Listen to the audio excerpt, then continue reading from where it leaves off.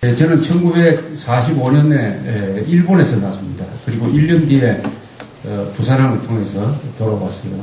해방군이라고 불립니다. 한국과 대한민국과 이 나이테를 같이 하면서 이렇게 지금 자라고 있습니다. 그래서 오늘 주제가 이 한국 현대사에 대한 이해라고 할까요? 요약이라고 할까? 그런 게 되겠습니다. 어제 제가 밤늦게 한 12시 한 10분 전에 우연히 NHK를 트니까 거기에 이런 프로가 진행이 되고 있었습니다. 상무가 본 삼성류 한류할 때입니다. 삼성에서 무엇을 배울 것이냐 하는 프로를 진행을 하고 있었어요. 일본 사람이 기술자가 은퇴를 하고 나서 삼성전자에 와가지고 한 10년 동안 근무해서 돌아간 분을 이 게스트로 모시고 패널 여러 사람들이 나와서 토론도 하면서 삼성이 왜 강하냐 이렇게 이야기를 하고 있었습니다. 그 중에서 몇 마디가 제 귀에 아주 들어왔어요. 삼성이 왜 강하냐 하니까 우선 결정을 빨리 한다. 또 결정한 다음에는 집중적으로 투자를 한다. 그리고 두 배였습니다. 국가가 전폭적으로 지원을 한다. 대한민국이라는 나라는 기업이 세계에서 이기도록 뒤에서 지원을 잘한다. 마치 러일 전쟁 때의 일본을 보는 것 같다. 이렇게 얘기를 했습니다. 일본 사람들이 가장 자랑스럽게 생각하는 역사가 있어요. 그것은 러일 전쟁 때 이긴 일본입니다. 1905년 러일 전쟁 때 일본이 말하자면 동양에서 일어난 나라로서 처음으로 서양의 육군 강대국을 무찌른 그 기백을 지금도 소설 써가지고 매우 자랑스럽게 합니다. 우리나라에서도 시바리오 따로와서는 구름 위의 언덕이라든지 뭐 이런 걸 많이 읽고 있습니다. 그걸 저는 상당히 의외였어요. 일본 사람이 보기에는 오늘의 대한민국은 아주 겁나는 나라구나 하는 것을 새삼 깨달았습니다. 그래서 한국 역사를 우리 한국에서 보는 것과 외국에서 보는 게 이렇게 큰 차이가 있겠구나 하는 것을 느꼈습니다. 저는 또 어떻게 느끼느냐. 저는 일본에 상당히 자주 가는데 동경에 갔다가 이게 요즘 김포공항에 내립니다만은 김포공항에 내려서 서울로 들어올 때마다 저는 또 어떻게 느끼느냐. 야, 이 동경하고 서울 차이가 너무 더 넓어진다. 더 커진다. 이러다가는 영원히 동경을 쫓아가지 못하겠구나. 우선 서울에 보도블록을 제대로 놓지 못한다. 서울의 간판이라고 볼 수 있는 테헤란로, 삼성역에서 교대역까지 걸어가면은 그게 한 10km쯤 되는데 그 제일 좋은 거리에 보도블록을 아주 이 요철을 만들어서 기복이 많게 해놓은 지점을 지나가면은 여자는 아마 그 하이힐 벗겨질 거예요. 넘어지기만 해요. 마음대로 걸을 수가 없다. 간판은 보니까 전부 한글로 써가지고 이 한자 문화권에서 온 사람들은 도대체 저 상점이 뭘 파는 데인지 모르겠구나. 한자 간판이 그 10km에 걸쳐서 5개밖에 없었어요. 그래서 저는 서울에 대해서 이 영원히 동경을 못 따라잡겠구나 했는데 어제 NHK 프로를 보니까 또 일본 사람은 우리를 또 높게 평가를 한다. 또는 높게 평가한다기보다는 일본 사람한테 자극을 주기 위해서 이렇게 하는 것이 아니냐 이렇게 판단을 했습니다. 이런 이야기가 있습니다. 세계에서 일본을 우습게 보는 유일한 나라가 한국이랍니다. 일본을 우습게 보는 유일한 나라가 지금도 한국이랍니다. 우리 1대1로 부딪힌다든지 특히 스포츠 게임에서 우리가 일본을 이기니까 한국 사람들 머릿속에 이런 일종의 그 환상이 하나 있어요. 우리는 일본하고 거의 맞먹을 정도가 됐다. 이렇게 이야기를 하는 사람들이 많습니다. 스포츠에서는 맞먹고 그런 점에서 이기기도 하고 기업 중에서 삼성은 일본에 갖다 놓으면은 일본에서 세 번째 큰 회사가 되죠. 도요타, NTT 다음에 아마 일본이 될 겁니다. 그런 점에서는 상당히 올라갔지만은 국가 전체의 종합 국력을 비교를 한다면은 우리가 일본을 맞먹으려면은 앞으로 한 200년 걸리지 않을까. 200년 지나도 맞먹는다면은 그건 굉장히 성공한 거다. 이렇게 생각을 합니다. 왜 그렇게 생각하냐면은 일본은 건설의 시기가 굉장히 오래됩니다. 전국시대가 끝난 게 1600년이었어요. 도요토미 히데요시는 죽고, 그 다음에 도쿠가와 이에야스가 도요토미 히데요시를 장당하고 세키가하라라는 데서 결전을 합니다. 그게 바로 1600년 10월 바로 이달이니까 지금으로부터 410년 전이었어요. 그때 도쿠가와가 이깁니다. 그래서 한 100년 이상 계속된 전국시대가 끝나고 안정된 체제로 들어간 그걸 에도 시대라고 그러기도 하고 또는 도쿠가와 시대라고 그러는데 그때 일본이 상업이 발달했습니다. 공업도 발달했어요. 그때 상당히 잘 살았어요. 18세기 되면 일본이 동경이 인구가 100만이 됩니다. 세계에서 가장 큰 도시가 됩니다. 가장 큰 도시. 그 연장선상에서 명치유신이 1868년에 이루어집니다. 명치유신은 왜 중요하냐 하면은 이게 근대화인데 근대화라는 것은 국민국가를 만들고 제도를 만들고 의회를 만들고 헌법을 만들고 군대를 만들고 하는 이런 게 전부 다 몽땅 합쳐서 우리가 근대화라고 합니다. 근대화를 스스로 힘으로 해서 성공시킨 게 아시아에서 일본이 유일합니다. 중국도 근대화를 하고 우리도 근대화를 하려는데 다 근대화 과정에서 실패하고 내전으로 들어가든지 식민지가 되고 말았어요. 일본만이 스스로 힘으로 근대화를 해가지고 일본이 막 강대국이 되고 근대화를 시작한 지 40년 뒤에 당시에 육군이 제일 강력했던 러시아하고 붙어가지고 이겼어요. 이것은 다 에도 시대부터 수백 년 동안 계속된 건설과 생산의 연장선상이었습니다. 그게 갑자기 된 게 아닙니다. 그런데 우리는 어떻게 되느냐. 우리는 조선조가 개국한 다음에는 한 100여 년 동안 상당히 잘 발전을 했습니다. 어떤 나라가 건설을 해가지고 문을 딱 열면은 잘 해요. 그러다 통일을 하면 그 시너지 효과가 생겨서 또 한 번 더 발전합니다. 그러나 오래가면 또 이게 침체하기 시작합니다. 조선조는 언제 꺾여버렸느냐 하면은 임진왜란과 그 뒤에 병자호란 때 우리가 평소에 조선조 지배층이 선비들인데 선비들이 오랑캐라고 경멸하던 여진족한테 당해버렸습니다. 1636년에 아주 치욕적으로 당했어요. 그 인조라는 사람이 남한산성 안에 갇혀 있다가 나와가지고 정태종 앞에 가서 절을 9번 하면서 이 말을 얼어붙은 지금 잠실 근방 삼전도 땅에 찧으면서 국어를 해가지고 살았어요.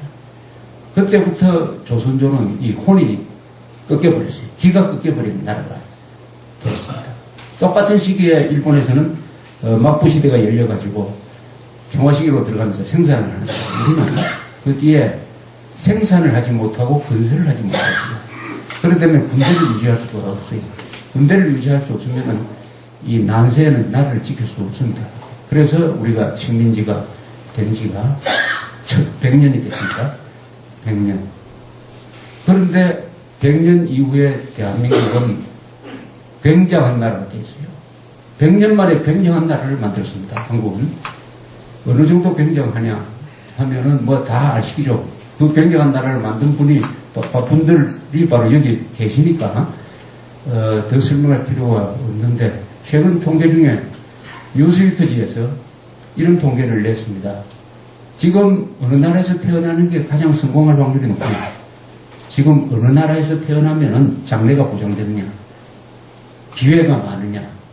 랭킹을 냈더니 대한민국이 15등이었어요. 15등. 1등은 핀란드로 나타났습니다. 영국보다도 우리 한 등급이 앞서요.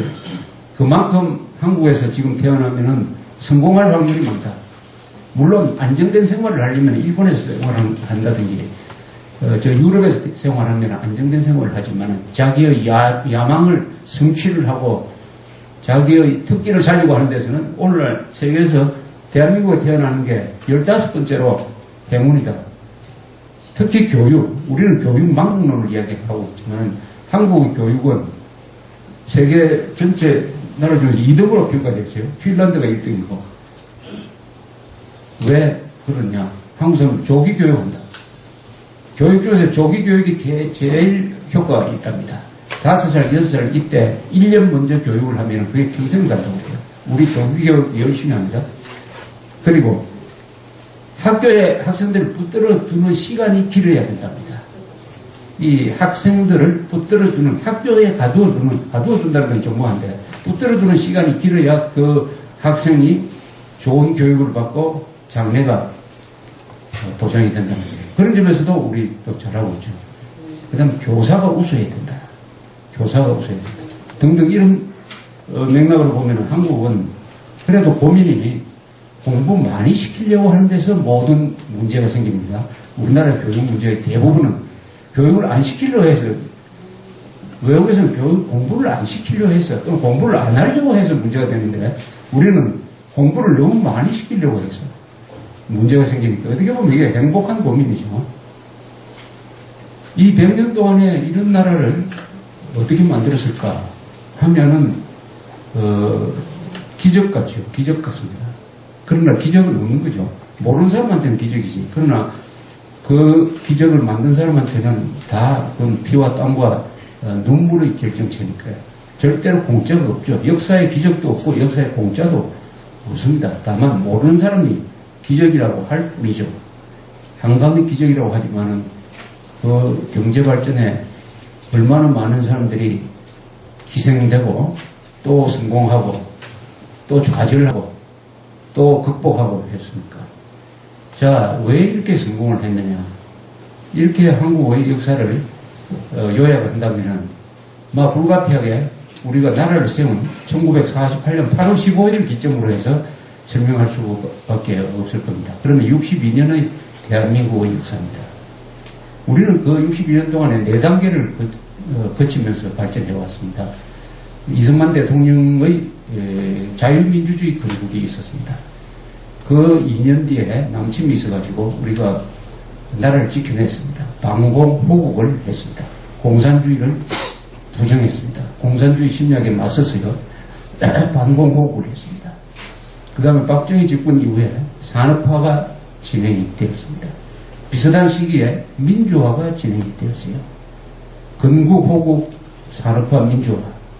이 과정이 어느 정도 마무리되고 지금 우리는 민주주의를 더 발전시켜야 될 시점에 와 있습니다.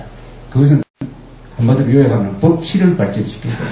이제 법이 통하는 사회를 만들어야 되겠다 하는 과제를 남겨두고 있습니다.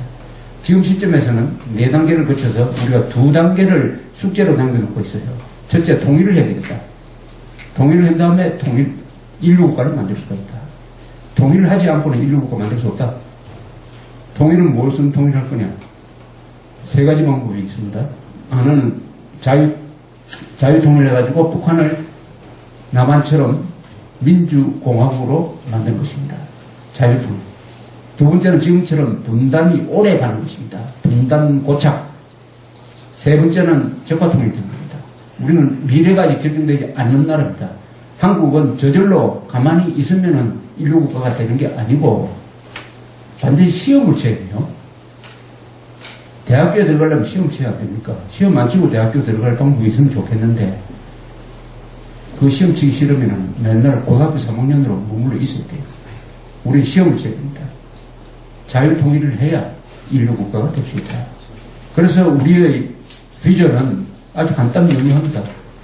대한민국에 사는 사람들이 꿈이 뭐냐? 문장 한마디로 요약할 수가 있죠.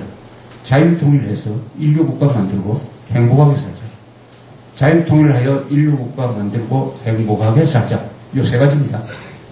인류국가를 만드는 것은 행복하게 살기 위해서 하는 겁니다. 인류국가 만들어서 우리가 남 침략하려고 인류국가 만드는 게 아닙니다. 뻐기기 위해서 만드는 게 아니고 행복하게 살자는 겁니다.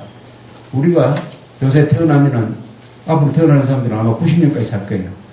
이것은 한 번밖에 살 수 없습니다. 이왕이면은 안정된 나라에서 예술과 문화를 즐기면서 교양을 누리면서 더러운 꼴 안 보고 전쟁도 안 보고 그리고 남을 도와가면서 살자. 그러려면 인류국가를 만들어야 된다. 인류국가는 뭐냐?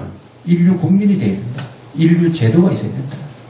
그렇게 하려면 어떻게 되냐? 지금식으로 북한은 노예 짐승처럼 살고 남한 사람은 풍요롭게 사는 이런 상태는 민족 집단이 같이 갈 수가 없는 거죠. 하체는 지금 썩어 문드러지는데 상체만 아주 건장하다. 그 몸이 오래 가겠습니까? 반드시 7천만 민족 집단이 자유를 같이 누리면서 살아야 된다. 즉 자유통일을 해야 된다. 자유통일하여 인류국가 만들고 행복하게 살자. 이거는 누구도 부인할 수 없는 대한민국 국민이라면, 그 정신병자가 아니라면, 또는 김정일 첩자가 아니라면 누구도 부인할 수 없는 우리의 비전입니다. 이것은 건국호국 산업화 민주화를 성공시켰기 때문에 가질 수 있는 꿈인 것입니다. 인류국가 만들자는 소리를 50년대에 하면은 그야말로 이상한 인간이 되겠죠. 먹고 살기도 바쁜데 무슨 인류국가냐. 그러나 지금은 인류국가 이야기하면 다 할 수 있다고 생각합니다. 그렇기 때문에 가능할 것입니다. 자유통일하여 인류국가 만들고 행복하게 살자. 그 말은 한반도가 이런 나라가 되어야 된다는 뜻이죠. 첫째는 통일된 나라가 되어야 된다. 자유로운 나라가 되어야 된다. 번영하는 나라가 되어야 한다. 강력한 나라가 되어야 된다. 이러죠. 통일되고 자유롭고 번영하고 강력한 나라가 되어야 된다. 강력한 나라는 안보가 튼튼한 나라입니다. 번영하는 나라는 경제가 잘 되는 나라입니다. 자유로운 나라는 어떤 나라입니까? 법치가 있어야 자유가 보장되는 것이죠. 질서가 있는 나라가 자유로운 나라입니다. 통일된 나라. 이것이 우리의 꿈입니다. 우리의 비전이에요. 우리의 비전입니다. 대한민국 세력의 비전이에요. 그런데 대한민국 정통 세력을 보수라고 그러는데 보수의 비전이 뭐냐 이렇게 물으면은 저는 그렇게 대답을 합니다. 자, 이 4단계를 거치면서 우리는 아주 중요한 유산을 만들어냈습니다. 100년 전에는 없었던 것입니다. 또는 있었더라도 이게 우리 피 속에서 DNA로서 잠재해 있을 뿐이지 잘 나타나질 않았어요. 그런데 이게 나타났어요. 60년의 우리 이 기적적인 발전 과정에서 첫째, 해양정신입니다. 우리는 그냥 반도에 살면서도 내륙국가 사람처럼 행동을 했어요. 바다에 나가기를 싫어했습니다. 배 사람을 존경하지 않고, 서양에서는 다 배 타는 사람을 존경합니다. 해군을 특히 존경했지 않습니까? 배 타는 사람. 그러나 한국에서는 뱃놈이라고 그랬어요. 뱃놈. 그래서 이 경상남도 사람이 여러 가지 억울한 일이 많죠. 그러나 해양정신을 우리가 지난 60년 동안에 터득을 했습니다. 그 해양정신은 뭐냐? 해외로 나간다, 바깥으로 나간다, 무역한다, 해운, 조선, 이게 다 해양정신 아닙니까? 해양정신. 해양정신이 바로 민주주의고 과학기술이죠. 해양정신은 또한 삼기정신입니다. 그래서 이 세계를 주름잡는 나라는 옛날에는 말 잘 타던 사람이 있어요. 몽고 사람, 투르크, 여진족, 뭐 이 사람들, 말 타는 사람들이 다 세계를 지배를 했습니다. 총이 나온다면은 배 잘 타는 사람들이 세계를 지배합니다. 포르투갈, 스페인, 네덜란드, 영국, 지금 미국. 우리는 해양정신을 우리가 과거에 가지고 있었어요. 신라가 삼국통일을 했을 때, 장보고가 등장하고 이럴 때, 신라의 해운, 이 배를 문다든지 배를 만드는 기술이 이 동아시아에서 1등이었습니다. 신라가 삼국통일할 때 마지막 전투가 해전이었어요. 676년, 지금 금강하구에서 당나라 군대를 무찌른 게 기벌포 전투인데, 거기서 이겼기 때문에 우리가 당나라를 쫓아내고 삼국통일을 했어요. 그것도 해전에서 결정이 되었습니다. 그러나 유교가 들어오면서 배 타고 가는 사람들을 막 이렇게 핍박을 하고 차별을 하니까 배 타기도 싫고, 그러다 보니까 아주 이상한 나라가 되어버렸습니다. 아주 이 변태적인 나라가 되었어요. 어떤 나라가 되었느냐? 우리나라는 고래가 많이 돌아가는 나라죠. 고래. 그럼 뭐가 발달해야 됩니까? 포경업이 발달해야 되죠. 포경업. 일본에 고래가 많으니까 일본 그 서해안이나 동해안이나 고래를 많이 잡았습니다. 일본 사람들은 또 포경법이 아주 독특했어요. 노르웨이식 포경법은 작사를 쏘는 거고, 아메리칸식 포경법은 백경이라는 영화 보면 나오지만 작은 배 타고 접근해가지고 창을 던져가지고 잡는 건데, 일본에서는 포경법이 창을 든 사람이 그 고래 등에 올라가가지고 고래하고 격투를 하면서 잡는 그런 방식의 이 망치법이라는 포경법을 가지고 있었습니다. 근데 우리나라만 포경이 발달 안 했어요. 러시아 사람들이 울산에 포경기지를 만들기 전까지 한국에서는 고래잡이라는 게 없었어요. 그 이상하지 않습니까? 눈앞에 고래가 왔다 갔다 하는데 왜 이렇게 되느냐? 조선조에 보면 기록이 이런 게 나옵니다. 이 고래가 이 장난을 좋아하니까 이 모래톱 같은데 에서 놀다가 물이 싹 빠져버리면은 그냥 벽사지에 얹혀버립니다. 그러면 마을 사람들이 와가지고 그 고래를 잡아야 될 거 아닙니까? 그런데 조선조 사람들은 어떠냐? 고래가 바닷가에 얹혔다 하는 소문이 나오면 마을 사람들이 전부 다 몰려와가지고 그 고래를 밀어가지고 바다로 다시 보내주었답니다. 왜 이렇게 했습니까? 이 사람들이 무슨 뭐 그린피스도 아닌데 왜 이렇게 했느냐? 이 고래가 나타나면은 아전들이 와가지고 마을 사람들 동원해가지고 밤새도록 기름 짜게 하고 해놓고는 몽땅 다 가져간다 이거예요. 나눠주지도 안 하고. 그러니까 고래만 얹혔다 하면 아이고 골치 아프다 이래가지고 살려보내주자 이렇게 했답니다. 이러니까 산업이 발달하겠습니까? 산업은 정부가 상인들을 우대를 해가지고 장사를 잘하게 하고 그 다음에 세금을 거둬가는 거죠. 그러면 상업이 발달해요. 일본도 그렇게 해서 상업이 발달했습니다. 우리는 그냥 쥐어짜는 거예요. 그래서 19세기 말에 한국을 여행한 영국의 지리학자가 한 사람이 있었어요. 이사벨라 비숍이라는 사람이 쓴 책이 한국과 이웃 나라들이라는 책이 있습니다. 코리아 앤드 허 네이버즈라는 책인데 거기 보면은 아주 가장 그 상태가 우리 조선조 역사상 가장 비참한 상황이었어요. 어떻게 보면 우리 민족사 2000년에 가장 못 살았을 때가 19세기 말입니다. 그때 이 비숍이 관찰한 이야기가 아주 재밌는 게 많습니다. 이렇게 이야기해요. 한국 사람들은 가난 속에서 자신을 보호하려고 한다. 이렇게 이야기했어요. 즉 뭐냐? 남보다 열심히 해가지고 돈을 벌기만 하면은 그냥 관리들이 와가지고 착취를 하든지 해가 다 뺏어가 버리니까 차라리 모두 다 가난해버리자. 가난이 하나의 방패다. 가난 속에서 자신의 안전을 구한다. 이렇게 이야기했어요. 아주 정확하게 본 것이죠. 조선조 말에 얼마나 부패를 했느냐 하는 통계가 몇 가지 있어요.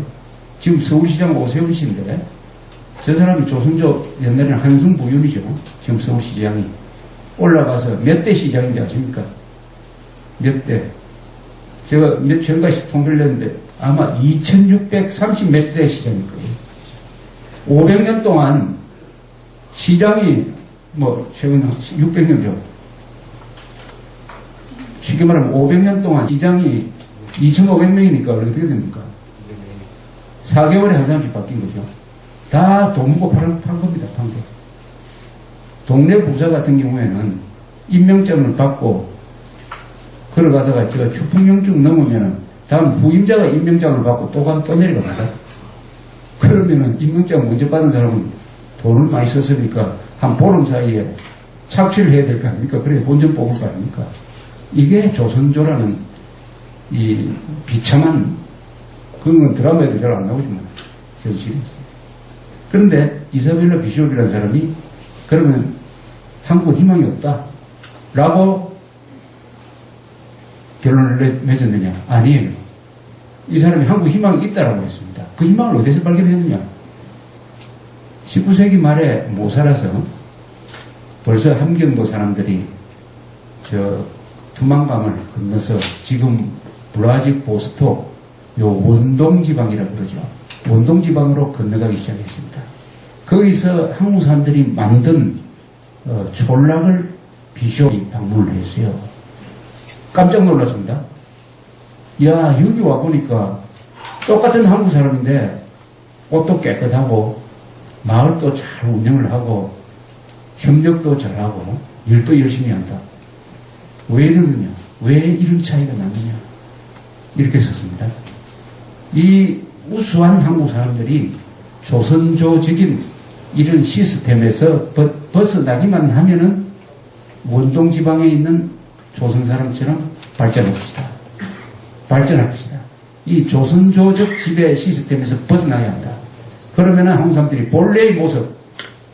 원래의 모습으로 들어가서 그 가지고 있던 좋은 성품을 발휘해가지고 발전할 것 같은 모델이 여기 있더라. 이렇게 이야기를 했습니다. 우리는 언제 조선조적 시스템으로부터 벗어났느냐? 맨 처음 일제시대가 시작되면서 조선조적 시스템에서 벗어났습니다. 대한민국을 건설하면서 확실하게 벗어났습니다. 조선조적 시스템과 대한민국 시스템의 가장 큰 차이는 뭐냐? 자유와 자율이죠.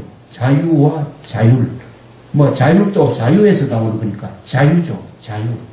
자유를 주었다. 한국 사람한테 자유를 주었다. 이 자유라고 하면은 우리나라 사람들은 자유를 빼앗겨 본 경험이 별로 없기 때문에 그 소중함을 잘 모르는데 북한 사람한테 자유라고 하면은 그때 비로소 자유가 생명처럼 귀중하다는 것을 알게 될 것입니다. 남북한을 비교하면은 자유가 생명이 제일 잘 되는 거 아닙니까? 북한은 자유가 없습니다. 무슨 자유가 없느냐? 이동의 자유가 없다. 자유 중에서도 제일 중요한 게 이동의 자유입니다. 내가 가고 싶은 데 간다. 가고 싶은 데 간다. 북한 사람들은 평양에서 지방에서 평양 가는 게 꼭 외국 가는 것처럼 힘들어요. 그리고 두만강, 압록강을 건너는 것은 목숨을 걸어야 됩니다. 또 직업을 선택할 자유가 없습니다. 언론 자유가 없습니다. 자유가 없는 생명체는 죽은 거죠. 생명체는 반드시 자유가 있어야 됩니다. 이 돌하고 지렁이하고 차이가 뭡니까? 지렁이는 자기 가고 싶은 데 가는데 돌은 갈 수가 없다. 북한 사람들은 이 무생물이 되어버렸어요. 자유라는 것을 기준으로 한다면. 한국 사람 자유를 주니까 한국 사람이 원래 이 몽고 지방에 살았던 사람 아닙니까? 유목민 기질이 있어가지고 기가 세죠. 활달하죠. 야성이 있죠. 막 돌아다닙니다. 얼마나 많이 돌아다니느냐 하는 것은 이미 통계로 다 나오고 있지 않습니까? 700만 명쯤 해외에서 지금 살고 있습니다. 700만 명. 한 10%. 해양민족 중에서 노르웨이 사람들은 고향에 본토에 450만이 살고 미국에 460만이 삽니다. 아일랜드 사람들은 본토 인구보다 더 많은 사람이 미국에 갔어요. 그 정도는 아니지만 우리는 10%가 해외에 산다. 원래 아마 해외 여행하는 한국 사람이 아마 1,500만 명 육박할 거예요. 1,500만 명. 인구 비례로는 일본 사람보다 더 많이 나갑니다. 해외 여행에서는 경비, 통계가 보니까 한국이 세계에서 10등이에요. 10등. 얼마나 많이 돌아다닙니까? 해외 관광에 제일 돈을 많이 쓰는 사람은 어느 나라 사람인지 아십니까? 네? 독일 사람, 독일. 1년에 900억 달했습니다. 독일 사람. 유럽 같은 데 가보면 독일 사람이 제일 많이 보이죠. 900억 달러. 아마 숫자로는 금년간에 중국 사람이 아마 지금 세계에서 4번째쯤 되는데 한 20년 안에 제일 많아질 거예요. 중국에서 근데 연간 해외 관광객이 1억이라고 하면 그거 한번 상상을 한번 해보세요. 지금 연간 한 4천만이 가는데. 자, 한국 사람들이 자유를 주니까 이제 펄펄 날기 시작을 했습니다. 에너지가 생겼어요. 그건 뭐냐? 자유민주주의 제도를 채택을 했기 때문이죠. 이승만 대통령의 공이죠. 여러 나라를 선택할 수 있는 길이 있어서요. 여러 체제를 우리가 1945년에 해방됐을 때 한국 사람이 선택할 수 있는 체제가 두 가지였습니다. 하나는 사회주의냐 자유민주주의냐. 아마 그때 한국에 있는 지식인들 보고 너희들 체제를 한번 선택하라 했으면 압도적으로 사회주의 선택했습니다. 그래서 북한처럼 됐을 거예요. 그러나 이승만 대통령이라는 위대한 선각자가 있어가지고 그런 지식인들을 무시해버리고 좌익들의 방해 무시하고 또 미국도 방해를 했습니다. 처음에는. 그래서 이 사람이 고집, 선견력 가지고 말뚝을 박았어요. 우리는 앞으로 자유민주주의 한다. 자유민주주의 한다. 말뚝을 박았습니다. 우리의 운명이 거기서 결정이 됐습니다. 노무현 씨가 대통령 할 때 미국에 가서 미군이 아니었으면은 나는 북한 강제수용소에서 살고 있을지 모른다. 이렇게 이야기를 했어요. 사실 그 말은 반만 맞는 이야기지. 그 앞에 반은 이승만 대통령이 없었으면은 우리는 김정일 치하에서 산다. 김정일 치하에서 산다는 게 그게 뭐냐? 자유가 없다. 그것밖에 없습니까? 북한의 지금 평균 수명이 65세 아닙니까? 남한 80세입니다. 그러니까 제가 북한에 태어났으면은 올해 제가 65세니까 올해로서 제 인생을 끝내야 돼요. 그런데 남한에서 태어났기 때문에 제가 최소한 15년 아니면 재수 좋으면은 뭐 20년, 30년 더 삽니다. 그게 얼마나 행복합니까? 15년 앞으로 더 살 동안에 손자, 손녀하고 즐길 수도 있죠. 해외여행도 많이 가고 좋은 글을 남길 수도 있는데 15년을 적게 산다. 북한 사람들. 남자 평균 키는 한국은 174cm, 아시아에서 터키 다음으로 두 번째 큽니다. 일본, 미국 사람보다 더 커요. 일본하고 중국 사람보다 더 큽니다. 북한은 남자 평균 키가 160cm. 도로 작아져 버렸습니다. 우리가 해방될 때 남자 평균 키가 약 165cm에서 6cm 사이였어요. 북한은 5cm, 6cm 작아졌다. 세계에서 유일하다고 합니다. 우리는 8cm 더 컸다. 8cm. 그래서 자유를 기초로 해가지고 우리가 건국을 했다는 것이 남북한 차이뿐만 아니라 오늘날 대한민국의 거대한 성공의 출발점이었습니다.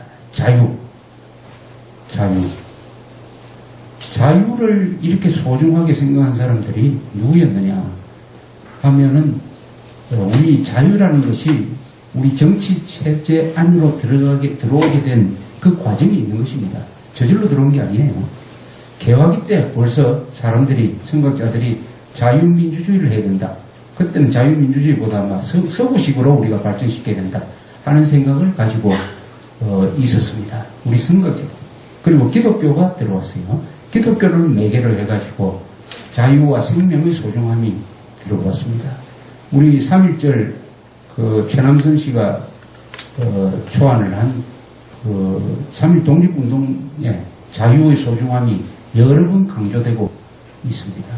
또 정치적으로는 1776년에 미국에서 독립을 선언을 할 때 그 독립선언서를 기초한 토마스 제퍼슨의 자유와 인간에 대한 유명한 글이 있습니다. 이것은 그 뒤에 건국하는 나라에 하나의 교과서가 되었습니다. 요약하면 있는 거죠.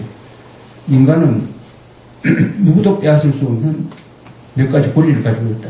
그것은 생존할 권리다. 아니면 두 번째는 자유를 누릴 권리다. 그 다음에 행복을 추구할 권리가 있다. 즉 생존권, 자유권, 행복 추구권이 1776년에 선언이 됐습니다. 이게 여러 경로를 통해서 한국의 헌법으로 들어왔습니다. 1948년 7월에 맞는 대한민국 헌법 안에 이 가치가 들어와서 한국은 어떤 나라가 되느냐? 생명을 지구처럼 소중하게 여기는 나라가 됩니다. 어떤 생명도 국가가 마음대로 빼앗을 수가 없다. 그래서 북한에서 쓰는 용어가 있어요. 지도자를 옹호하는 총폭탄이 됩시다. 이런 이야기입니다. 지도자 한 사람을 지키기 위해서 다 자폭할 수 있는 총폭탄이 되자는 거예요. 그게 북한의 보고입니다. 인간을 폭탄 정도로 봐요. 한국은 어떻습니까? 한 사람이 억울하게 죽으면 온 나라가 뒤집어져요. 잘못하면 정권이 날아가 버립니다. 이승만 정권이 무너진 큰 이유 중에 하나가 마산에서 1960년에 김주열이라는 학생이 캐루탄을 맞고 죽은 시체를 누군가는 바다로 던져가지고 거기서 떠올랐을 때 거기에 분노한 시민들이 이승만 대통령을 몰아내었습니다. 그리고 1987년 6.29선언, 최근 우리 민주화의 분수령인데 이것은 박종철 군 고문치사 사건에서 시작되었다고 본다면은 남한에서는 한 사람의 죽음이 역사를 움직이는데 북한에서는 300만이 죽어도 300만을 죽게 한 정권은 그게 책임도 안 지고 또 아들한테 물려주겠다고 나왔습니다. 자유 생명이죠. 자유의 뒤편은 생명입니다.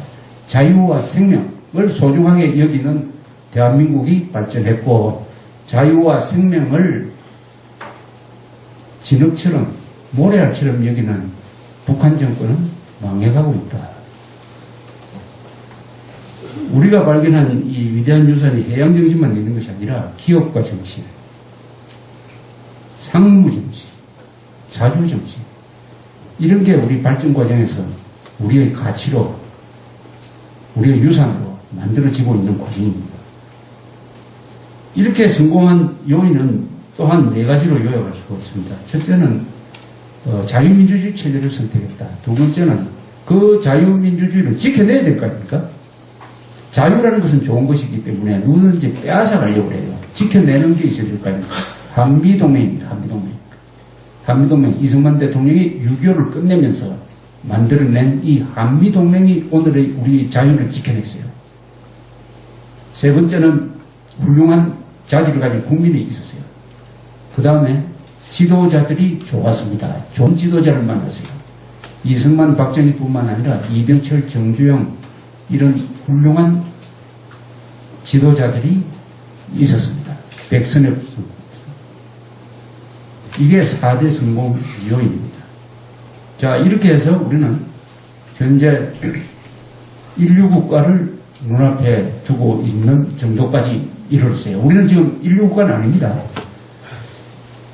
세계에서 인류 국가를 이룬 나라는 딱 정해져 있어요. 유럽 나라 중에서도 우리는 그 클럽에 아직 들어가지 못했어요. 우리가 거기에 들어가려면 아까 말씀드린 대로 통일을 해야 됩니다. 그러나 바로 거기에 들어갈 수 있는 바로 문턱까지 와 있습니다. 문턱까지 와 있는 나라가 경쟁국이 몇 개 돼요. 우리나라, 대만, 이스라엘, 유럽에서는 최근에 이제 공산 체제에서 벗어난 폴란드, 헝가리, 체코 같은 나라, 대충 한 6나라가 인류국가 클럽에 들어가기 위해서 지금 기다리고 있습니다. 우리는 통일 문제를 해결해야 된다. 인류국가가 되어본 나라만이 될 수가 있습니다. 처음 인류국가가 된 건 불가능합니다. 우리는 인류국가 했던 적이 한 번 있어요.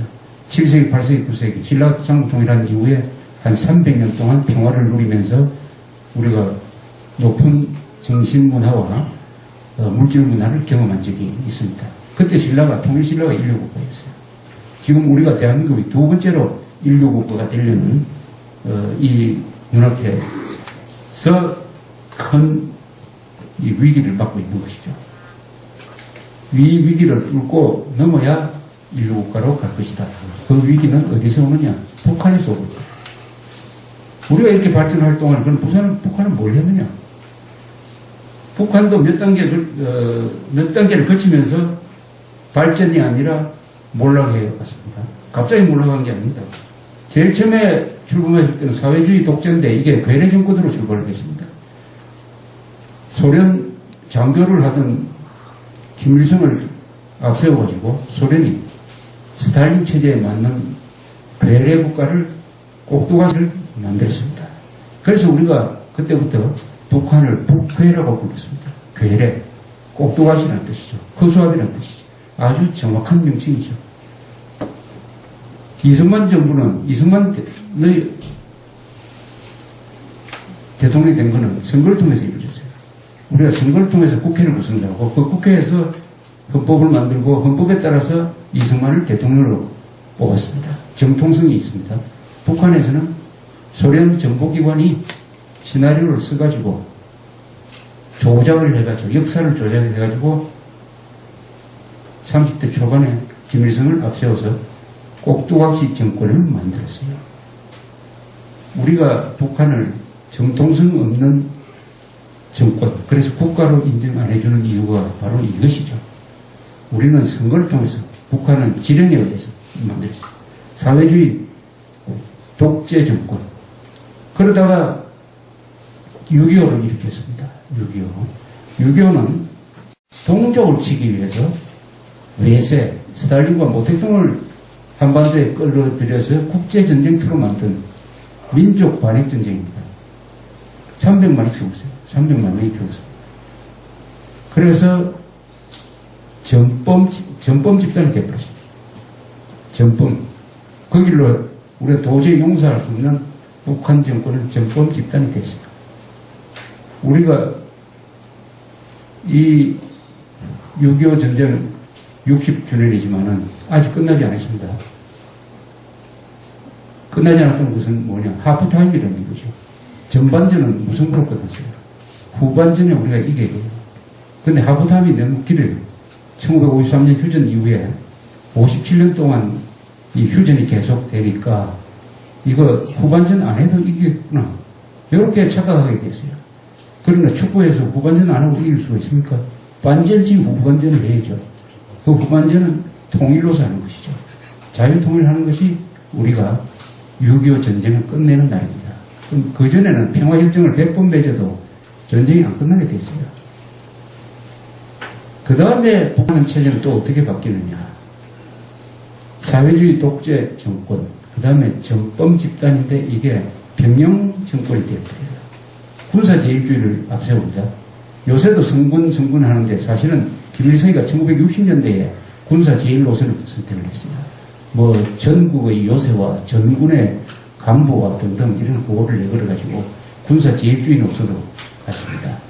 그 60년대에 남한은 경제 제일주의로 갔어요.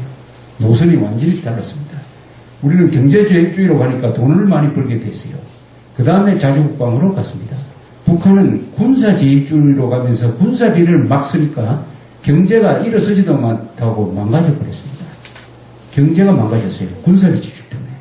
지금도 GDP의 한 20%, 30%를 쓰고 있습니다. 우리는 GDP의 2.6% 쓰고 있어요. 이 군사비를 너무 많이 쓰면은 경제가 망가집니다. 너무 안 쓰면 어떻게 되느냐. 안보가 유지가 안 되는 거죠. 적절하게 써야 되죠. 우리 2.6%는 매우 낮은 수치입니다. 우리가 제대로 안보를 하려면 이게 4% 내지 6% 써야 돼요. 이스라엘은 10% 쓰죠. 10%. 미국이 한 5%, 6% 쓰고 있습니다. 미국이 북한이 없잖아요. 카나다가 적대국가가 아니지 않습니까? 그런데도 6% 씁니다. 우리 더 써야 돼요. 그 다음에 북한 체제는 이 컬트 집단이 되어버렸습니다. 완전 종교 집단화 되어버렸어요. 김정일이가 후계자로 지명된 다음에 아버지한테 아부하기 위해서 김일성이를 우상으로 만들기 시작했습니다. 신으로 만들기 시작했어요. 컬트, 세습 집단이 되어버렸습니다. 그 다음에는 무슨 단계냐. 요새 북한 체제는 뭐냐. 이거 마적단입니다. 마적단. 남 뜯어먹고 사는 것이죠. 양아치, 마적단으로 바뀌어버렸어요. 제일 처음에 그래도 사회주의 기치를 걸고 나와가지고 농지계획도 하고 중화공업도 뭐 꽤 발전시키려고 하더니 결국은 괴뢰 정권, 병영 정권, 컬트, 세습 왕조, 이제는 마적단화 되어버렸습니다. 마적단화 되었다. 그런데 북한의 거대한 변화가 지난 20년 동안 이루어졌어요. 북한이 변화 안 한다라고 자꾸 이야기하는 사람들이 있습니다. 그 북한을 잘 모르는 사람들이 하는 이야기입니다. 북한은 남한보다 지난 20년 동안 더 많은 변화를 했습니다. 무슨 변화냐? 체제가 바뀌고 있습니다. 사회주의 체제는 뭡니까? 노동당이 국가 위에 앉아가지고 국가를 지휘를 하면서 배급 체제를 유지하는 겁니다. 국가가 생산을 독점하고 그 생산물을 국가가 배급을 하는 것입니다. 이게 사회주의입니다. 그런데 지금 북한은 어떻습니까? 배급으로 먹고 사는 사람은 한 400만 밖에 안 돼요. 평양 사는 사람, 그리고 군인들. 그 정도밖에 안 됩니다. 그럼 나머지는 어떻게 먹고 사느냐? 시장에서 먹고 살아요. 시장에서 장사를 해가지고 먹고 삽니다. 70%, 80%. 그럼 그 고점만 보면 북한은 사회주의가 아니라 시장경제체제예요. 일종의 시장경제체제가 됐어요. 이거 어떻게 해서 이런 일이 일어났느냐. 이게 지난 20년 동안 북한에 있었던 가장 큰 변화고, 이 변화가 앞으로 북한을 어떻게 바꿔놓을 것이냐, 정치적으로 하는 것이 이 쟁점 중에 하나입니다. 이게 어떻게 앞으로 변화가 정권을 바꿔놓을 것이냐, 그 연장선상에서 통일에 어떤 영향을 줄 것이냐. 왜 북한에 시장이 생겼느냐. 북한의 시장 세력화, 북한이 70%가 시장 세력이 된 겁니다. 시장 세력. 이 시장 세력은 반사회주의 세력이에요. 이 시장 세력이 한 걸음 더 나가려면 민주화를 요구하는 세력이 됩니다.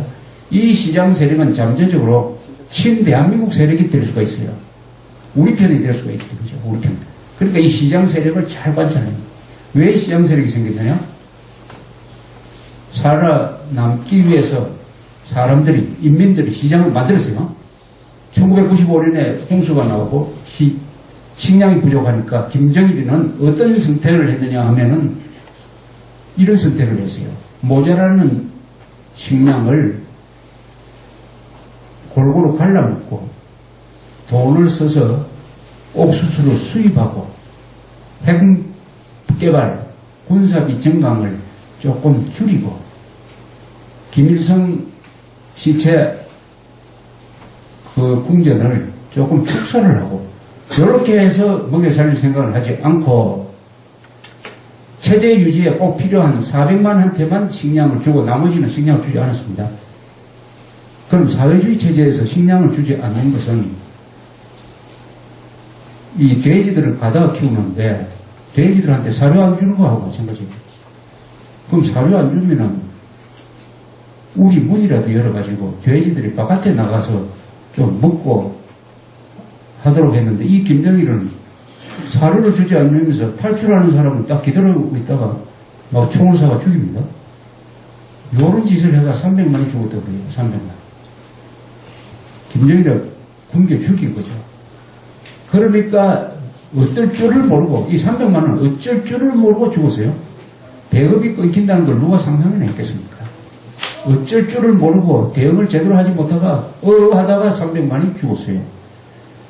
300만 죽으면서 누구 한 사람도 식량 달라고 노동당사 앞에서 데모한 적이 없습니다. 아무도 안 했어요. 300만이 죽을 때 내전이 난 것도 아닙니다. 황장 선생 이야기 들으면은 굶어 죽는 사람 찾아갔더니 자기 걱정은 안 하고 친애하는 지도자 김정일 동지께서는 요새 건강이 어떠신지 만수무강 하셔야 될 텐데 죽어가면서 그런 소리 하고 죽어갔어요. 이게 웃을 일이 아니죠. 이게 비극이죠. 비극. 굶어 죽어가면서 무슨 소리를 하고 불평이나 하고 죽어야 될 거 아닙니까? 300만 죽었어요. 그 대신에 뭐가 생겼느냐? 시장이 생겼습니다. 먹고 살기 위해서 이제 팔기 시작합니다. 이불 팔고 농장 뜯어서 팔고 집에 있던 것만 팔고 나중에 집도 팔고 몸도 팔고 용감한 사람들은 강 건너고 어느덧 시장이 생기기 시작했어요. 배급을 안 주는 김정일로서도 이걸 막을 수가 없어요. 이걸 막았다 그러면 정말 체제 유지가 안 되니까 어느덧 시장이 커지기 시작했습니다. 시장이 커지면 중단할 수가 없습니다. 시장이라는 것은 생리가 있어요. 한번 커지면 작아지지가 않아요. 커지면 그러면 북한의 노동자들은 뭘 하느냐? 공장에 출근을 하는데 출근해도 할 일이 없어요. 공장이 안 돌아가니까. 그럼 출근부에 이름 써놓고 거기로 시장에 가서 장사합니다. 공장에서 월급을 받는 게 아니라 장사해가지고 좀 남으면 회사에 갖다 바친다고 그래요. 지금 시장이 꽤 커져가지고 또 살아남기 위해서 노력하면 얼마나 악착같이 됩니까? 인간이 가장 위대한 힘을 발휘할 때는 살아남기 위해서 몸부림칠 때입니다. 우리는 그런 걸 6.25 때 겪었어요. 6.25 그리고 6.25 이후에 그 몸부림을 치다가 보니까 살아남는 게 아니라 잘 살게 됐어요. 몸부림치는 이 힘이 얼마나 위대한 힘을 발휘하느냐가 바로 그거죠. 우리가 60년대에 몸부림칠 때 인류국가 만들려고 몸부림 안 쳤습니다. 어떤 취직자리 하나 얻으면 고맙게 생각하고 잔업을 주면 잔업수당 달라고 하는 게 아니고 제발 밥만 먹여주십시오. 한 끼만 더 주십시오. 이래가지고 하다가 보니까 우리가 목표로 안 했는데 이제 인류국가 목표까지 가야 되겠습니다. 인간이 살아남기 위해서 몸부림치면 초인적인 힘을 발휘하는데 북한 사람들도 시장에서 그런 힘을 발휘하는 사람들이 생기기 시작했어요. 북한에 많은 집이 수공업 상태입니다. 뭘 자꾸 만들어내요. 뭐 손수건도 만들고 양말도 만들고 신발도 만들고 조잡하지만은 요새는 전구도 만든다고 그래요. 전구 만드는 기계를 회사에서 뜯어와가지고 만들고 머리 좋은 사람은 중국에 가가지고 발동기를 수입을 해가지고 집에서 전력을 생산해가지고 마을에 판답니다. 이건 한국에도 없는 일 아닙니까? 한전 같은 거를 개인이 만든다는 거죠. 자, 이렇게 되니까 김정일이가 불안한 거예요. 시장에 나가 있는 사람들은 자기 명령이 잘 안 들으니까. 그래서 작년 11월에 화폐 개혁을 한번 했어요. 디노미네이션을 한번 했습니다. 그러니까 큰 일이 생겼어요. 부작용이 막 생겼습니다. 김정일 목표는 돈 많이 번 사람들 좀 떼들고 시장도 줄이고 가능하면 문을 닫아 버리려고 했는데 화폐 개혁을 떡 하니까 물가가 막 오르고 공장이 안 돌아가요. 북한의 공장은 부품을 시장에서 조달하니까 시장이 문을 닫아 버리니까 공장이 안 돌아간다. 노동 간부 중에서도 돈 많은 사람들이 그동안 돈벌이 한 사람들이 많더라. 이런 사람들 다 뺏기게 되니까 불평불만이. 그래서 한 달 하다가 원위치 해버렸습니다. 원위치. 시장을 상대로 김정일 정권이 한번 힘을 쓰려고 했는데 결과는 자기가 졌어요. 졌습니다. 자, 이렇게 되면은 시장이 김정일 정권을 바꿉니다. 시장이 바꾼다는 게 아니라 돈이 바꾸는 거죠. 돈이. 자, 시장에서 이렇게 장사하면 사람이 어떻게 됩니까? 우선 똑똑해집니다. 돌아가는 정세를 많이 알게 되어요. 단련이 됩니다. 그리고 사물을 비판적으로 보게 됩니다. 해외에서 물건을 많이 수입하면서 해외에서 정보가 또 많이 들어가요. 우리나라로 봐서는 북한의 공작하기가 참 좋아졌습니다. 옛날에 라디오를 보내려면 풍선에 라디오를 달아서 보냈는데 그거 주는 사람이 뭐 100개 보내면 한 대 죽을까 말까 했는데 요새는 시장을 통해서 보냅니다. 중국을 통해서 북한에 라디오 보내면 막 사갑니다. 또 북한 사람들이 원해요. 드라마를 보기 위해서 북한에도 나름대로 이 컴퓨터가 있으니까 우리 드라마 CD를 중국을 통해서 북한에 팔면 잘 팔립니다. 돈만 있으면 북한을 바꿔놓을 수 있는 북한의 수용 태도가 만들어진 거예요. 캡처가. 우리가 피자라면은 우리가 던지는 공을 받아주는 캡처가 생겼어요. 그게 북한의 시장입니다. 이 시장이 지금 현재까지는 북한 정권을 굉장히 물렁하게 만들고 있어요. 돈으로서, 뇌물로서 북한 사람들을, 북한 정권의 이 무서운 국가보위부, 우리들로 말하면 옛날에 정보부죠. 사회안전부, 이 사람들을 구워 삶으니까 어떤 일이 벌어지느냐. 남한이 지금 2만 명의 탈북자가 있고 아마 중국에 10만 명쯤 될 거예요. 이 탈북자 가족들이 처벌을 안 받습니다. 처벌할 수가 없어요. 너무 많으니까. 또 처벌하려고 하면은 송금받은 돈 가지고 국가보위부 직원들 구워 삶고 요새 뭐 그런 거 여기서 경험하신 분이 있을지 모르겠습니다만은 북한에 남겨둔 가족하고 만나려고 중국에서 약속을 하면은 국가보위부 사람이 그 가족을 데리고 나오지 않습니까? 와가지고 돌아갈 때 돈 좀 받고 사형 집행될 사람도 $10,000면 뭐 구할 수 있다는 이런 이야기가 있어요. 그만큼 북한 정권의 통제력이 그것만큼 약화된 거죠. 따라서 시장 세력과 김정일 권력과의 대결에서 점점 김정일 권력이 밀리기 시작을 합니다. 밀리기 시작. 여기에 김정일 건강이 나빠졌다. 김정일이 죽는다. 이런 사태가 오면은 권력층에 변화가 생기죠. 시장 세력은 커지죠. 이게 맞물릴 때 상과 하가 딱 맞물 때 북한에 큰 변화가 올 것이다 하는 것을 우리가 합리적으로 예상할 수가 있는 것입니다. 합리적으로 예상할 수가 있는 것입니다. 그럼 이렇게 아니 김일성 죽고 나서도 변화가 없지 않았느냐. 그러나 김일성 죽는 거하고 김정일 죽는 거는 차원이 다릅니다. 김일성이 죽은 다음에는 김일성과 동급의 김정일이가 있었어요. 이미 권력을 다 장악하고 있었어요. 마지막에는 김일성이가 김정일 아들 눈치를 보게 되었습니다. 마지막은 김정일이가 실권자였습니다. 김일성은 허수아비가 되어버렸어요. 그런데 김정일이가 지금 현재 죽으면은 김정일과 같은 독재력을 가진 사람이 없습니다. 없어요. 여기서 비로소 우상화 체제가 끝나는 거죠. 우리가 흔히 북한을 우상체제라고 불러요. 1인 우상체제, 신격화 체제다. 역사에서 이런 신격화 우상체제가 20세기에도 몇 분 있었어요. 히틀러는 자살로서 끝났어요. 스탈린, 모택동, 김일성, 이게 이제 절대 권력자고 우상화된 권력자고 신격화된 권력자다. 이 사람들이 죽으면 무슨 변화가 일어나느냐 하는 것을 비근한 예 두 개가 있어요. 스탈린이 죽었을 때, 모택동이가 죽었을 때. 스탈린이 1953년 3월에 죽었어요. 스탈린은 그날 아침에 늦게 원래 아침 10시쯤 일어나야 되는데, 독재자들은 원래 좀 늦게 일어나요. 민주적 지도자들은 아침부터 바쁜데, 이 히틀러도 마찬가지입니다. 늦게 일어나요. 그리고 아침에 깨우기가 참 힘들어요. 독재자 깨우기 힘듭니다.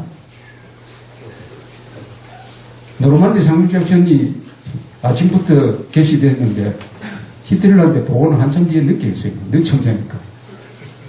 근데 스탈린이 안 일어나는 거예요. 아무도 문을 열고 들어갈 수가 없어요. 겁이 나서. 오후쯤 돼야 들어갔더니 침대에서 떨어져가지고 실신 상태가 되어 있었습니다. 병원에 한 3일 있다가 죽었습니다. 그때 후계자로서 제1인자가 없었어요. 제일 무서운 사람이 있었어요. 비밀경찰 두목 베리아라는 사람이 있었습니다. 히틀러 고향 사람이었어요. 이 사람이 그동안 잔인한 짓을 많이 했습니다. 자기가 직접 고문해서 죽이기도 하고, 그 사람 손에 죽은 사람이 아마 몇십만 명 됐어요. 베리아가 제일 힘이 센 사람이었어요. 비밀경찰뿐만 아니라 이 군부대까지, 이 수도권에 모스크바에 있는 군부대까지 답장하고 있었어요. 3개월 이후 뒤에 그 베리아가 제1차로 숙청이 되버립니다. 노동당, 공산당 다 마찬가지지만 가장 실권을 가진 데가 정치국입니다. 정치국 회의를 딱 해가지고 베리아를 현장에서 체포를 해버립니다. 그러니까 뭐 부하들이 손쓸 틈도 안 주고 죽여버려요. 모택동이 1976년에 죽었는데 죽었을 때 똑같은 일이 일어났어요. 모택동이 있을 때 힘을 쓴 사람이 그 부인인 세 번째 부인이죠. 강청이라는 여자하고 문화 대혁명을 일으킨 4인방 그 나이가 30대 40대 되는 4인방들이었는데 이 사람들이 모택동을 얻고 나쁜 짓을 많이 했어요. 중국의 군인들 주얼레는 이미 먼저 죽었고 등소평 이런 사람 딱 벼르고 있었어요. 그래서 모택동이 죽으면서 화옥공이라는 사람을 별로 볼 일 없는 사람을 후계자로 딱 지명을 했는데 모택동이 죽으니까 이 후계자로 지명된 사람까지도 합세를 해가지고 강청과 그 4인방들을 한 달 만에 다 잡아가 감옥에 쳐넣었습니다. 이런 일이 북한에도 일어날 가능성이 매우 많습니다. 신격화된 지도자가 죽으면은 반드시 권력투쟁이 일어납니다. 권력투쟁이 일어나다가 그 중에 1인자가 생겨요. 중국에서는 1년 만에 등소피 등장했습니다. 그 다음에 소련에서는 한 2, 3년 권력투쟁을 하다가 후르시초프가 등장했어요. 그래서 1956년 제20차 소련 공산당 대회를 열어가지고 스탈린 격하 연설을 합니다. 스탈린 격하 연설. 우리 국제 공산주의에서 가장 큰 사건이죠. 신처럼 모시던 스탈린을 후르쇼프가 가차없이 연설을 해가지고 그때부터 국제 공산 세계에서 피의 수청이 북한을 빼고 없어지게 된 것입니다. 중국에서도 똑같은 일이 일어나요. 모 대통령이 죽은 4년 뒤에 1981년에 등소평이가 주도를 해가지고 중국 공산당이 과거 역사를 재평가를 합니다. 과거 역사를 재평가한 문서를 중국 공산당의 뭐 약간의 문제점 뭐 이런 걸 해가지고 냅니다. 거기서 모택동을 평가를 해요.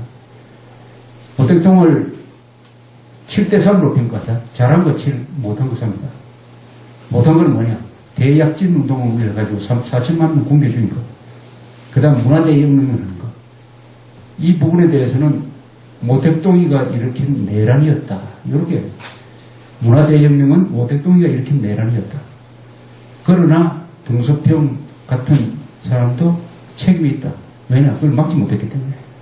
그래서 이 역사를 아주 겸손하게 평가를 해가지고 모택동을 스탈린처럼 완전히 격파시키지 않고 7대3으로 하면서 모택동을 계속 국부로서 받들면서 그렇게 되니까 중국 공산당이 깨지지가 않고 권력이 안정이 되면서 권력이 안정이 돼야 경제 정책을 지속적으로 펼 수 있습니다. 그것이 지금까지 30년 넘게 중국이 개혁 개방에 의한 고도 성장을 하고 있는 것입니다. 등소평이가 그때 모택동 세력까지 축출하려고 했으면 중국 공산당 깨졌을 가능성이 많습니다. 그러면 북한은 어느 쪽으로 갈 것이냐 하는 것이죠. 그것은 한국에 달려 있습니다. 우리 학교에 달려 있다. 북한의 운명은 한국에 달려 있어요. 중국 이야기하는데 북한의 운명은 제1차적으로 대한민국에 달려 있습니다. 그 이유는 뭡니까? 첫째, 동족이니까 영향력을 제일 크게 미칠 수가 있습니다. 동시에 민족 자결주의 때문입니다. 통일 과정에서 중국이 어떻게 할까 이런 이야기를 하는데 그 이야기보다는 통일 과정에서 우리가 북한에 대해서 어떻게 할까 이렇게 생각해야 이게 맞아요. 민족 자결주의라는 이 국제사회에서 통용되는 원칙이 있습니다. 민족 자결주의라는 말은 우드로우 윌슨이라는 사람이 1차 세계대전을 끝내는 전후 처리 과정에서 만들어낸 말이고 그것이 한국에 들어와서 3.1운동의 중요한 이론적인 근거가 되었던 것인데 통일 과정에서도 민족 자결주의가 매우 중요하다. 그것은 뭐냐? 그 민족의 문제는 민족이 스스로 결정한다. 통일 문제는 민족 문제 아닙니까? 남북한 주민이 결정한다. 남북한 주민이 결정한다. 남한 주민이 적화통일을 하자는 결정을 할 일은 만무할 테니까 결국은 북한 사람들이 결정한다. 통일 문제에 대해서는 북한 사람들이 결정할 것이다. 북한 사람들이 어떻게 결정하느냐? 남한하고 합치겠다는 결정을 할 것이냐? 아니면 중국 밑에서 막 그럭저럭 살려는 결정을 할 것이냐? 아니면은 막 김정일 아들이라도 좋으니까 살려는 결정을 할 것이냐? 그것은 북한 사람들이 결정을 합니다. 결국은 북한 사람들이 남한하고 합치도록 결정을 할 수 있도록 우리가 북한에 영향력을 행사해야 된다는 뜻이죠. 그 예가 독일의 통일입니다. 독일의 통일. 독일이 왜 통일되느냐? 동독 사람들의 선택에 의해서 독일이 통일된 겁니다. 서독에서 군대가 동독으로 진주를 한 게 아닙니다. 1989년 11월 9일에 베를린 장벽이 무너지면서 동독에서 반공산 운동이 본격적으로 시작이 됐어요. 반공산 운동. 그런데 동독 공산당은 노력을 했습니다. 개혁을 해가지고 동독을 재건을 해가 서독 동독이 사이좋게 지나는 방향, 즉 권력 유지를 위한 머리를 썼어요. 그러나 선거에서 동독 사람들이 서독하고 합치겠다는 결정을 해버렸어요. 그러니까 동독 공산당의 그런 노력이 다 수포가 되면서 1년 만에 통일하고 버리고 말았습니다. 즉 동독 사람이 서독하고 합치겠다. 독일 민족이 통독으로 국가를 만들겠다. 독일을 만들겠다라고 결정을 하니까 주변에서 말릴 수가 없었어요. 말리고 싶었지. 말리고 싶은 나라가 많았지. 우선 독일 민족이 하나가 되면은 지금 인구가 8천만이 넘습니다. 영국 6천만, 이탈리아 6천만, 프랑스 6천만. 국력이 작아요. 그리고 독일이 한 덩어리가 되면은 얼마나 무서운 결과를 미친다는 건 우리 역사적 경험이 다 있단 말입니다. 1971년에 비스마르크에 의해서 독일이 통일이 됐습니다. 수십 개 나라로 나눠져 있던 나라가 통일이 됐어요. 그때부터 국력을 증강시켜서 특히 해군력을 증강시켜서 영국에 도전하고 하다가 1914년에 1차 세계대전을 일으켰습니다. 그 4년 동안 전쟁에 나가 수천만 명이 죽었는데 이 독일 나라 하나가 전 세계를 상대로 전쟁을 했는데 이길 뻔했어요. 독일이 이길 뻔했습니다. 1918년에 대공세를 폈을 때 잘못하면은 서부 전선이 무너질 뻔했어요. 요행이 미국이 참전을 하는 바람에 이겼어요. 이기더라도 독일 영토를 쳐들어간 적은 없어요. 독일이 스스로 항복했기 때문에 1차 대전의 전투는 전부 불란스 땅에서 이루어졌습니다. 이 전투에서 불란스 젊은 사람들 포함해서 한 300만 명이 한 150만 명이 죽었습니다. 자, 히틀러가 등장하니까 또 2차 세계대전을 일으켜서 거의 독일 하나가 전 세계를 상대로 5년 동안 싸웠어요.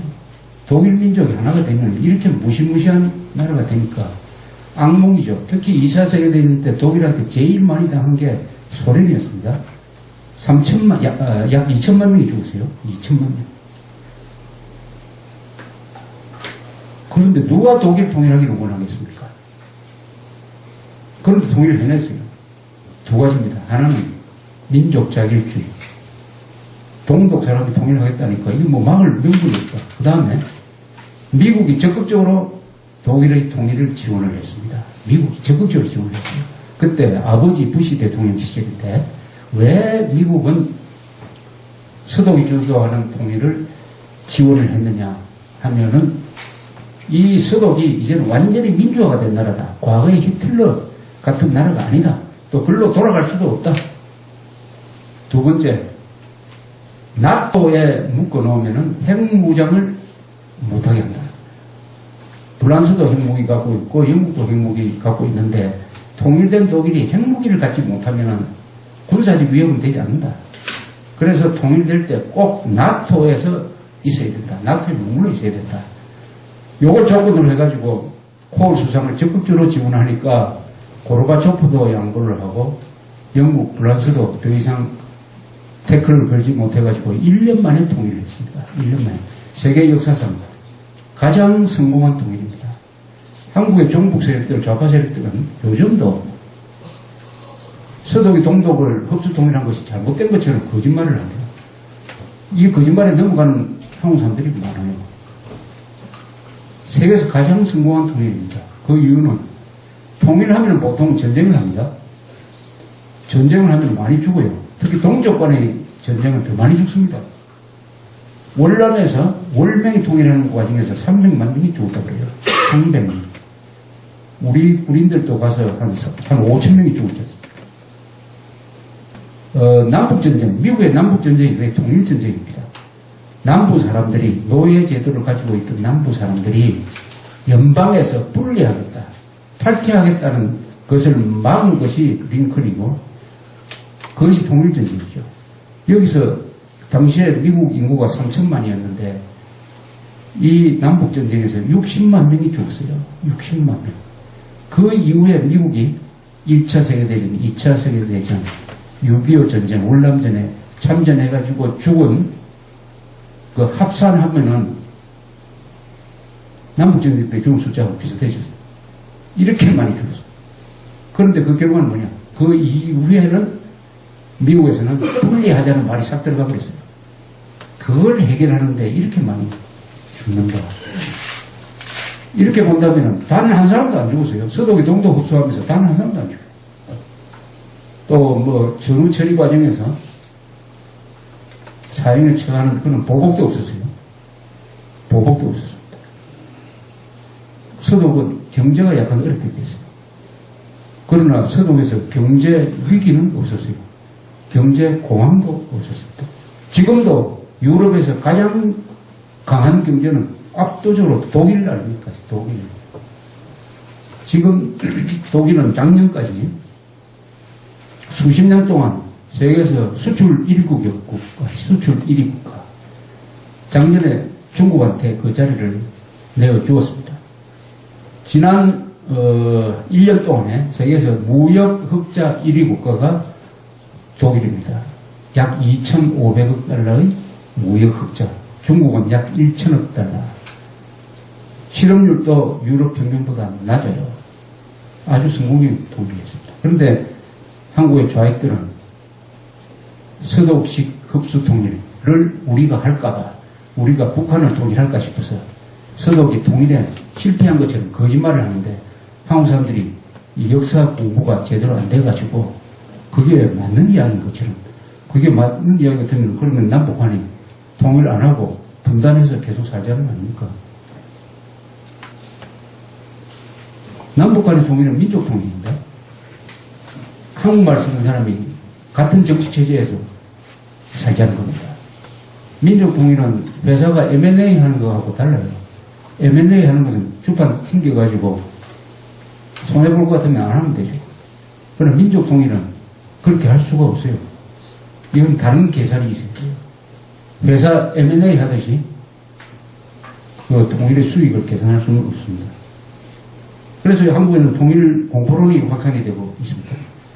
통일을 해야 되냐 안 해야 되냐 이렇게 물으면 만난을 극복하고 반드시 통일해야 되겠다는 여론이 의외로 적어요. 한 30%밖에 안 됩니다. 30%. 나머지는 통일하는 과정에서 전쟁 날까 또는 세금을 더 많이 내게 될까 또 북한에서 거지 같은 사람들이 자기 집 앞에 몰려올까 이게 겁이 나가지고 통일 공포증 통일 안 하겠다. 말이야 좋죠. 뭐 지금 상태로 계속 가는 게 좋겠다. 또는 점진적으로 하겠다. 이렇게 이야기합니다. 통일 시기를 누가 우리 입맛대로 맞춰줍니까? 역사라는 게 우리가 통일하는 최적기에 통일을 할 수 있도록 그렇게 맞춰주는 게 역사가 아니죠. 통일의 찬스는 갑자기 오는 거죠. 1989년 11월 9일에 베를린 장벽이 무너지기 2달 전에 브란트 수상이 한국을 방문했어요. 노태우 대통령을 만났는데 그 회담록을 읽어보면 브란트 수상, 말하자면 동독 중에서 동독과 가장 가깝게 지냈던 브란트조차도 독일 통일은 언제 이루어질지 모른다. 그런 이야기 하고 있었습니다. 베를린 장벽 무너지기 2달 전에 그 위대한 정치가가 통일은 갑자기 올 겁니다. 틀림없이 갑자기 올 거예요. 우리가 예상하는 것보다 훨씬 갑자기 올 것이다. 그러면은 준비는 지금도 늦은 게 아니냐 이렇게 생각을 합니다. 통일 공포증은 자꾸 통일 비용에서 나옵니다. 통일 비용이 얼마나 막 계산을 해야 됩니다. 그게 무슨 의미가 있습니까? 통일 비용을 어떻게 계산하냐? 저 계산식으로 하면은 흑자도 이만저만한 흑자가 아니지. 우선 2,300만 원을 지금 짐승보다 못한 상태에서 자유민으로 만들어주는 거 아닙니까? 2,300만 원을 구하는 겁니다. 이거보다 더 위대한 일이 있을 수가 있습니까? 한 사람의 생명을 구하는 것도 정말 좋은 일인데 2,300만의 동족을 노예 상태에서 구출해가지고 자유민으로 만든다는 거. 2,300만입니다. 2,300만의 생명을 얻는 거예요. 두 번째, 어마어마한 북한의 지하자원. 그리고 100년, 200년 계속될 평화. 그리고 북한 프로젝트죠. 북한 프로젝트. 통일되면은 북한이 많은 일자리를 만들어낼 거예요. 그 일자리는 북한 사람들, 남한 사람들 다 쓸 수 있는 일자리일 것입니다. 왜 그러느냐? 북한은 통일된 다음에 이게 뭐 수리해서 운영할 수 있는 나라가 아닙니다. 북한에 있는 조선소, 북한에 있는 발전소, 그 어느 하나 돌릴 수 있는 공장이 있습니까? 국제 경쟁력이 있는 공장이 단 하나도 없어요. 북한에 있는 모든 시설, 또 북한에 엘리베이터도 없는 아파트를 어떻게 씁니까? 어떻게 됩니까? 다 상비로 뿌리게 되죠. 제로 베이스에서 출발할 수 있다.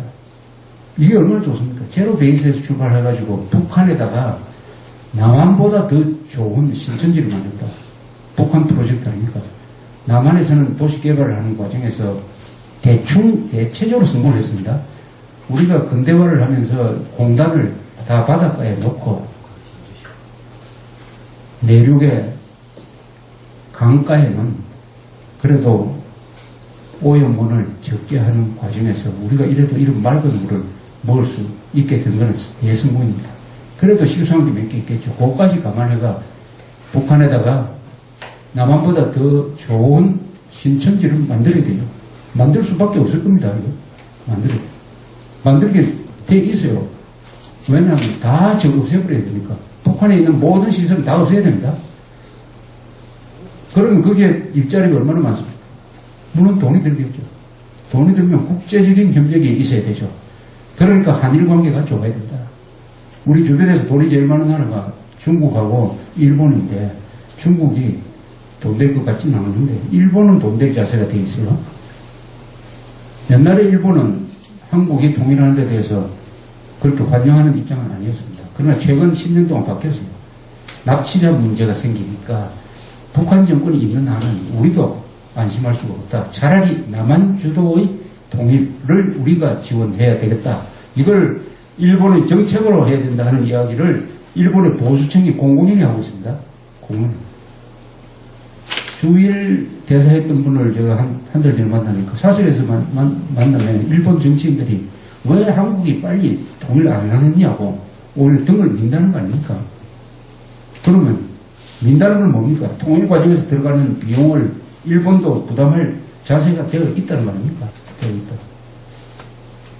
이렇게 설명을 드리면 통일이 겁납니까? 이런 통일 우리 세대에서 해야 되는 거 아닙니까? 우리 세대에서. 통일 세대가 가장 위대한 세대입니다. 지금까지 건국 호우 가신 분들 위대하죠. 아마 통일 세대는 나중에 역사에 더 높게 기록될 겁니다. 우리 김유신, 김춘축, 문무왕 같은 이 화랑도 이 사람들이 최초의 민족 통일을 이룩한 세대예요. 우리가 두 번째로 통일 세대가 될 수 있다는 거죠. 우리가 수단이 없으면 안 되죠. 그런데 남북한의 경제력 비교라는 게 한번 보십시오. 1대 2가 되면은 이거 합칠 때 문제가 많이 생기고 1대 50, 1대 100이 되면은 합쳐도 별 문제가 안 생기는 거 아닙니까? 수치상. 지금 북한 우리 원래 아마 무역액이 얼마나 되느냐 아마 한 8천억 달러 수출이 합치면 한 8천억 달러 될 거예요. 북한은 작년에 무역액이 30억 달러밖에 안 됐습니다. 30억 달러입니다. 30억 달러. 북한의 우리 1인당 국민소득 약 2만 달러. 북한 1인당 주민소득. 공개된 게 없지만은 전문가들 사이에 한 300억 달러 보죠. 300억 달러. 그건 우리 100분의 1이니까 또 인구는 우리가 2배니까 200분의 1이라는 뜻 아닙니까? 제주도 인구가 50만인데 제주도의 국민 총생산이 북한보다 많습니다. 구미가 인구가 40만인데 작년 수출액이 한 400억 달러 됐잖아요. 인구가 20만인 거제도가 수출액이 연간 200억 달러 넘지 않습니까? 이 돈이 있지 않습니까? 돈이. 북한은 200대 1이다. 그럼 200분의 1을 흡수하는 게 뭐가 그리 어렵겠느냐? 문제는 그런 자세겠죠. 그런 자세. 그러나 이게 선택 여지가 없다. 통일 안 하고는 인류국가 될 수 없고 통일 안 하면은 분담 비용이 더 오래 걸린다. 천안함 46명 죽은 것도 다 분담 비용 아닙니까? 분담 비용. 이러면은 우리가 저는 자유통일을 목표로 해서 모든 정책과 관심과 노력을 집중시켜야 될 것이다. 미래지향적으로 자유통일하여 인류국가 건설해서 행복하게 살자 하는 이 임무가 우리 세대 앞에 주어져 있다는 게 저는 굉장히 기분이 좋습니다. 도전할 게 있지 않습니까? 도전할 게. 역사는 도전할 게 있으면 그 세대가 대충 성공을 합니다. 도전에 응전해가지고 성공하는 확률이 훨씬 더 높습니다. 응전에 성공하는 과정에서 당초 목표했던 것보다 더 많이 이룹니다. 우리 지난 60년 동안에 여러 가지 도전에 대해서 우리가 응전을 하기 위해서 우리는 한 80점 받으려고 했는데 100점 받았다. 100점 받았다. 그래서 삼성도 등장하고 원자력 발전, 조선 이런 모든 분야에서 중화학공업, 중후장대한 이 산업을 우리가 놓치지 않고 계속 가져가는 단단한 나라가 됐다. 이렇게 본다면 통일을 두려워할 이유는 합리적으로 생각하면 없다. 그러나 선동에 넘어가면 그 도리가 없어요. 선동에 넘어가요. 이렇게 성공한 대한민국이지만 위기가 있습니다. 그 위기는 뭐냐? 우리는 가난과의 싸움에서는 이겼어요. 그러나 풍요와의 싸움에서 지고 있습니다. 가난과의 싸움, 허리띠 졸라매고 하루에 12시간 일하면서 토요일, 일요일에도 일하고 해서 돈 벌고 잘 살자. 이런 목표는 우리가 이루었습니다. 그런데 잘 살고 나니까 정신력이 약해집니다. 무사안일해지려고 하는 타성이 생깁니다. 남 탓하기 시작합니다. 깽판 치는 사람을 응징을 하지 못합니다. 그리고 위선자들을 지도자인 것처럼 모시고 그 다음에 지역이기주의, 계층이기주의 말하자면 패거리 정신을 갖게 돼요. 국가 전체의 이익이라든지 희생정신이라든지 애국심이라든지 이런 것은 뒷전으로 밀려버립니다. 풍요의 싸움입니다. 잘 살기 때문에 일어나는 것입니다. 이런 현상은 한국에만 있는 것이 아니고 세계 역사를 보면 다 이런 현상이 있었어요. 로마도 전쟁 많이 할 때는 발전하다가 평화의 시기가 오니까 그때부터 쇠락하기 시작하더라. 그러나 우리는 통일이라는 도전이 있기 때문에 사실은 그런 평화의 시기를 제대로 누릴 시점이 아니죠. 우리 풍요에서 이기기 위해서도 풍요와의 싸움에 이겨야 됩니다. 이기기 위해서도 자유통일이라는 이 도전을 우리가 숙명으로 받아들이자 이거죠. 피해가려고 하지 말고 어려운 일이 있을 때 피해가면 그 순간은 안전하지만 그 어려운 일이 더 어려운 일이 돼가지고 딱 나타납니다. 지금 이 문제를 해결하면은 우리가 주도권을 잡을 수가 있는데 그걸 피해가다가 20년 뒤에 해결하려고 하면은 우리 힘만으로는 안 된다. 기회를 놓친다. 이렇게 될 수도 있다는 것입니다. 그래서 자유통일이라는 이 도전을 우리 세대가 흔쾌히 받아들이면서 즐겁게 그리고 한미동맹, 한일 우호관계를 놓지 않고 해낼 수가 있다. 특히 한미동맹. 여러분이나 저나 사실은 덤으로 살고 있는 겁니다. 덤으로. 우리 민족적 집단으로서는 우리가 죽었어야 되는 거 아닙니까? 언제 죽었어야 되느냐? 1950년 6월 25일에 남침당했을 때 우리는 죽었어야 될 사람들입니다. 죽었어요. 가만히 있어서 미국이 안 도와줘서 죽었어요. 일주일 만에 부산까지 갔습니다. 그때 한미동맹이 없었어요. 미국이 한국을 지켜야 된다는 아무런 이유가 없었어요. 군인들이 특히 남한은 지킬 필요도 없다. 여기 괜히 군대 두었다가는 전쟁에 휘말릴 겁니다. 그래가지고 전쟁 나기 1년 전에 주한미군 5만 명을 다 빼내가 버렸지 않습니까? 또 그것 때문에 전쟁이 났고, 그런데 이상하게도 이게 기적이면 기적이죠. 트루만 대통령이라는 사람이 그날 밤에 그 보고를 받자마자 화를 벌컥 내면서 그 사람이 한 말을 딱 직설적으로 이야기하면 이렇게 됩니다. 긴 내치선 국무장관이 잠자리에 든 트루만 대통령한테 공산군이 38선 전역에 걸쳐서 남침을 했습니다. 이렇게 보고를 하니까 트루만 대통령이 그 사람 아주 단순한 사람이 시골 사람인데 딱 한마디를 했어요. 그대로 말하면 이렇습니다. 그 개새끼들은 무슨 수를 쓰더라도 막아야 합니다. The sons of bitches 그랬어요. 그 개새끼들은 무슨 수를 쓰더라도 막아야 합니다. 그러고 전화 딱 끊고 그래서 미군이 들은 겁니다. 이 한 사람뿐. 트루만 대통령 때문에 여러분은 저는 덤으로 살고 있는 겁니다. 덤으로. 근데 트루만 대통령 길이는 무슨 동상이 있습니까? 동상이 어디 저 임진각에 아무도 안 보이는 데 하나 있긴 있어요.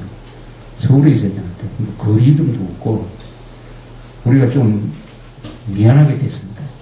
미안하게. 메가드를 너무 키우다가 사실은 메가드를 한국 전선으로 보낸 게 트루만 대통령이 가나에서 갔지 메가드가 자기 묵대로 왔습니까? 이 트루만 대통령에 대한 감사하는 마음 이런 것도 우리가 통일의 자산이 되는 것이죠. 어쨌든 덤으로 살고 있습니다. 우리 미국 사람. 그래서 우리는 통일 과정에서 통일 이후에도 한미동맹이라는 이 생명줄은 절대로 놓으면 안 됩니다. 통일 과정에서 또 이런 이야기를 합니다. 중립국을 만들자.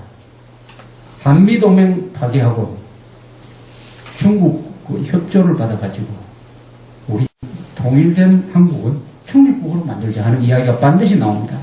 이것은 중국도 그걸 원할 것이고 북한 정권도 원할 것이고 남한의 종북 세력도 원할 것입니다. 중립화 말 좋죠. 항상 중립화 하면 스위스가 잘 살지 않느냐. 스웨덴도 중립인데 이렇게 생각을 합니다. 이런 강대국 사이에서 동맹관계를 맺지 않고 자기를 지킬 수 있는 나라는 굉장한 희생을 해야 됩니다. 불가능하지는 않아요. 희생을 어느 정도로 해야 되느냐. 상비군을 지금 70만이죠. 200만 원까지 해야 됩니다. 200만 명. 상비군 200만 명. 1인당 지금 그리고 국민소득의 2.6%를 빵비로 쓰는 게 아니라 10%를 써야 됩니다. 10%. 이스라엘식으로 해야 됩니다. 그러면은 아마 중립국이 되어도 우리 안보를 지킬 수가 있을지 몰라요. 그래도 위험할 겁니다. 그래서 중립국은 어떤 경우에 지켜지느냐. 굉장한 상무정신. 저기 스위스는 전 국민이 다 군인 아닙니까? 기관총까지, 소총은 물론 기관 단총까지 다 집에 갖다 놓습니다. 거기에 탄약 딱 봉해가지고 딱 옆에 1년에 한 달씩 훈련받고 전 국민이 다 들어갈 수 있는 방공호가 다 있습니다. 이렇게 해야 중립국을 유지할 수 있어요. 우리 중립국 안 됩니다. 반드시 한미동맹을 놓으면 안 된다. 이 한미동맹은 영원히 우리의 생명줄이다. 라고 말씀드리겠습니다. 저 이야기를 여기서 일단 끝내